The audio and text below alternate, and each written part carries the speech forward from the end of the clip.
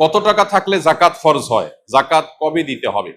জাকাত কত টাকা হলে ফরজ হয়? এর উত্তর হলো, কেউ যদি 52.5 ভরি রূপা, এটা অথবা রূপার সমমূল্যের সম্পদ, নগদ অর্থ, ব্যাংক ব্যালেন্স, অথবা ব্যবসার মাল, যে পণ্য কেনা হয়েছে বিক্রির জন্য, এরকম কোনো মাল যার কাছে আছে যেটার মূল্য দাঁড়ায় 52.5 ভরির সমান, এইরকম সম্পদের মালিক যদি কেউ হয় এবং সেই সম্পদ তার কাছে 1 বছর থাকে, তাহলে 1 বছর পর ওই সম্পদের বাজার মূল্য হিসেব করে 1 বছর পর 2.5% জাকাত দিতে হবে, অর্থাৎ লাখে 2,500 টাকা।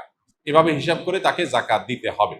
বর্তমানে রূপার যে বাজার দর, সেটা হিসাব করলে প্রায় 2.25 লাখ টাকার কাছাকাছি হয় 52.5 ভরি রূপার দাম। এটা ভ্যারি করে, উঠানামা করে। একেবারে খুব রিসেন্ট, যে এখন 2026-এর ফেব্রুয়ারি মাস চলছে, এই সময়টাতে রূপার যে বাজার দর আছে সেটা হিসাব করে দেখা গেছে যে 2.25 লাখ টাকার কাছাকাছি। এক্সাক্ট আপনি যখন দিবেন রূপার দরটা জেনে নিয়ে, যে 52.5 ভরি বা 52.5 তোলা